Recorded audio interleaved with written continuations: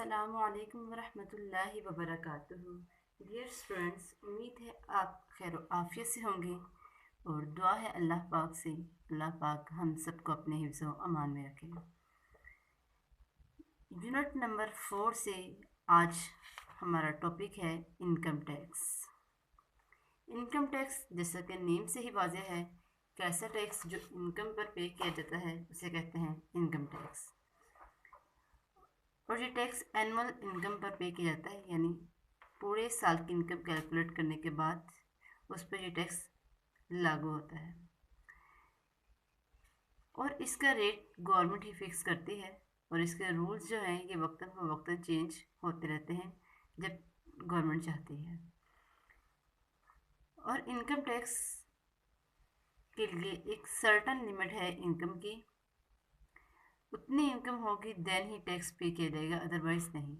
अगर किसी इंसान की एक साल की इनकम 4 लाख से ज़्यादा हो तो टैक्स पे करेगा, अगर 4 लाख से कम हो या 4 लाख तक तो उस पर टैक्स नहीं पे किया जाता। नेक्स्ट वन है एग्जेम्प्टेड इनकम।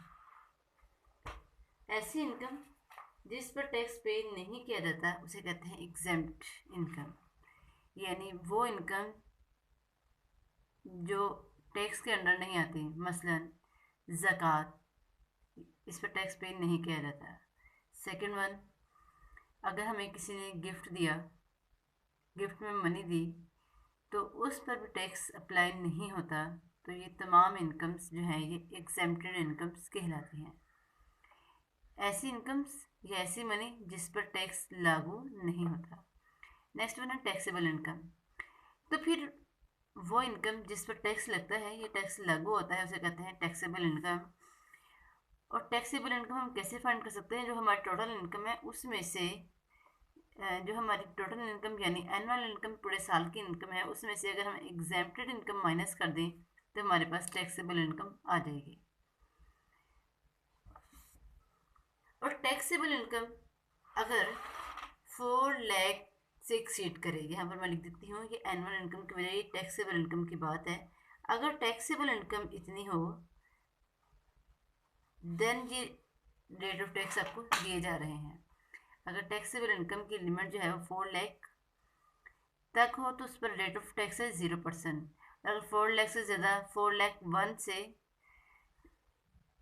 750,000 तक हो then 5% of the amount exceeding ₹400,000, कहते 400,000 से जो रकम बढ़ जाएगी उस पर हम 5% पे करेंगे। मसलन आप 750,000 में से 400,000 सब्ट्रैक्ट करते हैं तो इन दोनों का जो आंसर है वो आएगा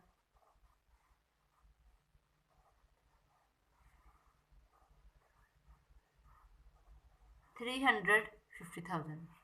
350,000 पर फिर 5% लिया जाएगा जो आएगा 17,500 रुपीज़।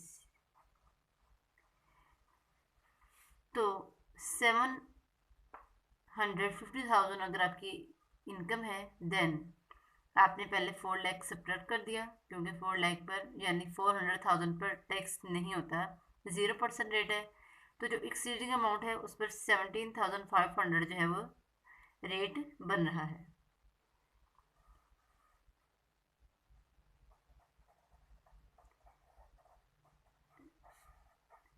नेक्स्ट वन है, अगर आपकी इनकम 750,000 से एक्सीड करके 1,400,000 तक पहुंच जाए तो देन आपकी 750,000 तक तो आपका रेट है 17,500 plus 10% of amount exceeding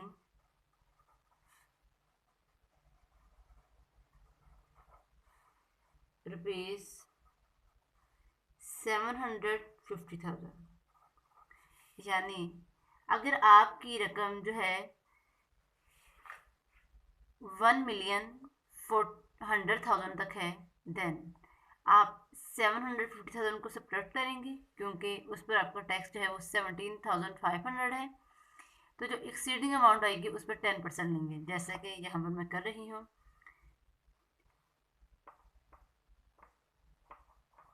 1,400,000 subtract किया 750,000,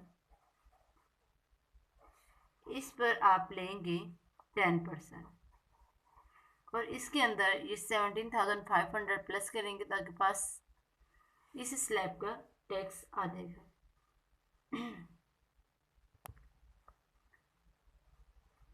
उनको सब्ट्रैक्ट किया तो हमारे पास आंसर आता है 650 मिलियन।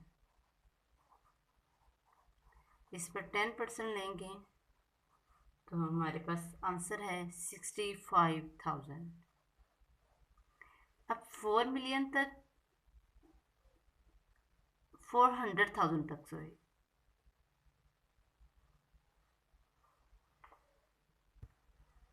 0% रेट था। 750,000 तक रेट था 5%, लेकिन एक्सीडिंग अमाउंट पर तो हमने फाइंड किया तो 17,500 आया। अब 1,400,000 तक है, 17,500 तो रेट इस टैक्स पर आ चुका था अमाउंट 750 मिलियन तक। तो जो एक्सीडिंग अमाउंट बची उस पर 10% था, तो 10% आता है 65,000। अब इन दोनों को ऐड करें तो हमारे पास आंसर है 82,500। इनको मैंने क्या किया, प्लस किया इन दोनों वैल्यूज़ को, 82,500। अब इस अमाउंट तक 1,400,000 तक जो टोटल रेट बना वो है, टैक्स बना वो है 82,500। और अगर आपकी इनकम 1,400,000 से एक्सीड करती हुई 1,500,000 तक पहुंच जाए तो आपका टैक्स रेट क्या होगा, 82,500 प्लस 12.5% ऑफ अमाउंट एक्सीडिंग, किससे एक्सीड करती हुई 1,400,000, यानी इस तक तो हम रेट फाइंड कर चुके हैं टैक्स का। और जो इससे बढ़ जाएगी अमाउंट उस पर 12.5% टैक्स लिया जाएगा। तो तमाम स्लैब्स आपने इसी पैटर्न के तहत बनानी है। यहाँ पर मैंने आपको चंद एक बनाना सिखा दी हैं। आपकी बुक में टैक्सेबल इनकम स्लैब्स दी गई हैं और ये तमाम स्लैब्स यहाँ पर मौजूद हैं। आप बनाकर इन स्लैब के साथ अपने आंसर्स भी टैली कर सकते हैं। रेट आपको यहाँ से याद करना पड़ेगा। जो चीज़ आपको याद करनी पड़ेगी वो सिर्फ दो चीज़ें हैं, एक आपको रेट याद रखना पड़ेगा और एक आपको ये लिमिट जो है अमाउंट की याद रखनी पड़ेगी, कितनी अमाउंट तक जो है वो ये रेट है। और ये बात याद रखिएगा, इसको बनाने का तरीका स्लैब्स का यही था, 0%, 5%, 12.5%, 15%। आप जो रेट याद रख लेंगे 400,000, 750,000, 1,400,000। तो जो हम हमारे स्लैब के आगे स्टेटमेंट बनती है उसमें जो प्रीवियस अमाउंट है उस अमाउंट को लिखा जाता है, यानी इससे ज़्यादा के अमाउंट फाइंड करने के लिए प्रीवियस अमाउंट को लिखा जाता है। और ये तमाम रेट्स प्लस होकर तमाम अमाउंट्स जो टैक्सेस आए होते हैं ये प्लस होकर नेक्स्ट मूव कर जाते हैं और इसके साथ साथ ये परसेंटेज आई होती है इनके ये अमाउंट बन जाती है नेक्स्ट स्लैब के लिए टैक्सेबल इनकम की टैक्स की सॉरी, और इसके साथ साथ रेट नेक्स्ट एक्सीडिंग अमाउंट पर फाइंड कर लिया जाता है। अब हम अपनी एक्सरसाइज नंबर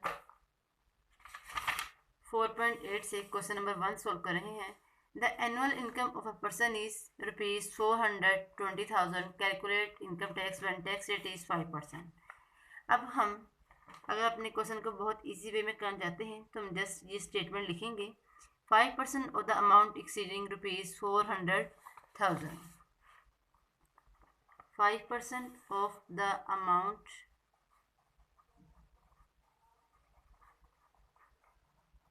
is exceeding ₹400,000 देखिए हमारे पास जो एनुअल इनकम थी वो कितनी थी, 420,000। अब जो स्टेटमेंट है इसके मुताबिक हम काम करेंगे। 5%, 5/100 ऑफ का मतलब multiply amount exceeding amount find करने के लिए हमें माइनस करना पड़ता है। तो जो आपके पास क्वेश्चन में आपको अमाउंट दी गई है इनकम, उसमें से आप लिमिट को माइनस कर देंगे तो आपके पास क्या आ जाएगी, एक्सीडिंग अमाउंट। 5/100 मल्टीप्लाई बाई 420,000 में से 400,000 सब्ट्रैक्ट किया तो हमारे पास आंसर आया 20,000। इस पर टैक्स रेट 5% फाइंड किया तो हमारे पास आंसर आया 1,000। इट मीन्स अगर हमारी इनकम 420,000 है तो 400,000 पर तो टैक्स होगा नहीं, तो नेक्स्ट जो 20,000 अमाउंट है उस पर 5% के हिसाब से 1,000 अमाउंट बनती है टैक्स की। अब इसके बाद हम एक क्वेश्चन है, क्वेश्चन नंबर 9, हम वो सॉल्व करते हैं। क्वेश्चन नंबर 9 है, a person earns rupees 12,735,000 from his business. तो हमारी जो इनकम है वो कितनी है, 12,735,000। Calculate his income tax, income tax आपने फाइंड करना है। When tax rate is 30%, tax rate है 30%. If tax has been deducted at source, tax has been deducted at source जो है ये हमारे पास क्या है, जब टैक्स हमारा निकल आया तो उस पर रिलैक्सेशन मिली कुछ, उस अमाउंट के लिए हम वर्ड यूज़ करते हैं टैक्स डिडक्टेड एट सोर्स का।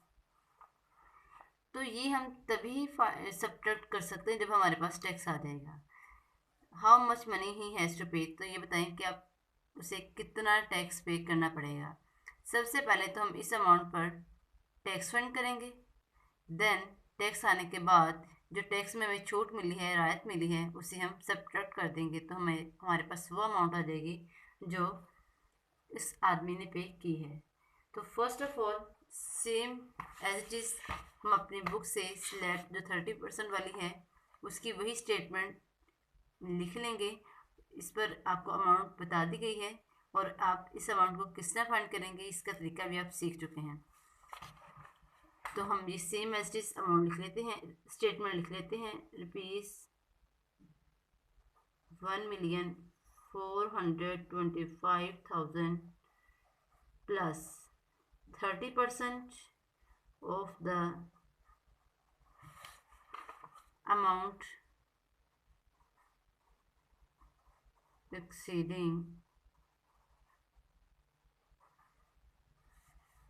rupees 7 million।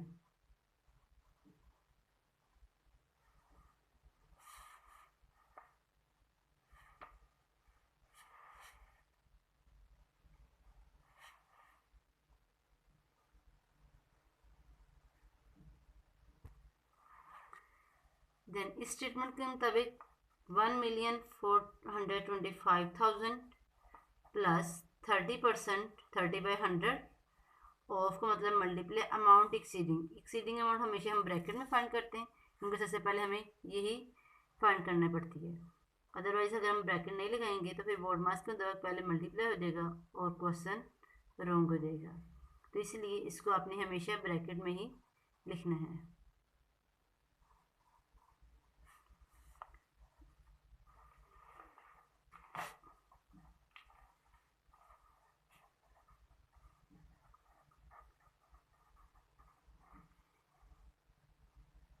अब इन दोनों को सब्ट्रैक्ट करने से हमारे पास आंसर आता है 1,720,500।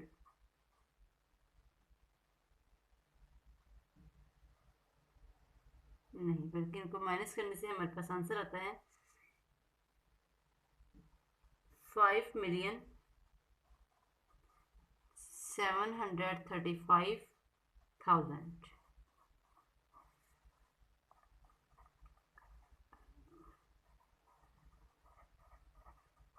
अब हम 30% इस पर फाइंड कर लेते हैं। 00 से कैंसिल हो गए।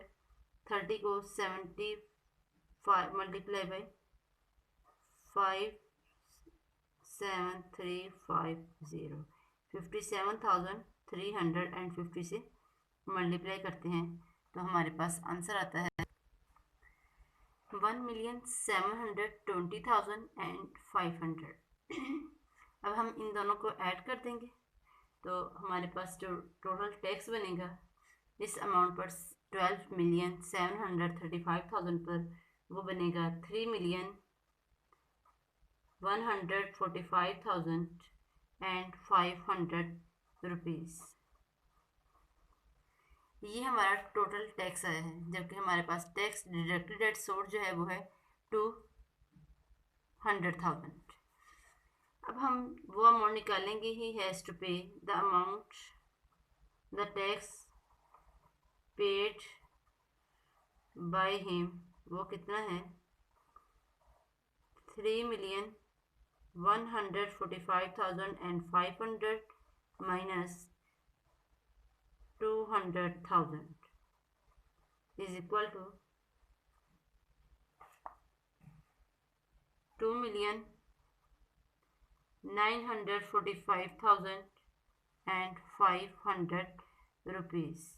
ये वो टैक्स है जो उसे पे करना पड़ेगा। ये आपको सिर्फ इसी क्वेश्चन में दिया गया था टैक्स डिडक्टेड एट सोर्स, इसके अलावा किसी भी क्वेश्चन में tax deducted at source given नहीं है, इसलिए हमने यहाँ पर ये स्टेप किया। अदरवाइज आपके तमाम क्वेश्चन सिर्फ इसी स्टेप तक ख़त्म हो जाएंगे। अगर आपके पास एग्जाम्प्टेड इनकम होती तो सबसे पहले आप एग्जाम्प्टेड इनकम माइनस करते, देन आप क्वेश्चन को सॉल्व करते। जैसा कि आपकी एग्जाम्पल 3 में दिखाया गया है कि ज़कात गिवन थी तो हमने टोटल इनकम में से ज़कात को सब्ट्रैक्ट किया तो टैक्सेबल इनकम है। अब आपने इस अमाउंट को समझते हुए आपने पूरा क्वेश्चन जो है ये सॉल्व करना है। अब इस कॉन्सेप्ट को मद्देनजर रखते हुए आप अपनी बुक से एक्सरसाइज नंबर 4.8 अपनी नेट बुक्स पर कंप्लीट करेंगे और इसके साथ ही साथ रिव्यू एक्सरसाइज नंबर 4 की रफ नोटबुक पर प्रैक्टिस करेंगे।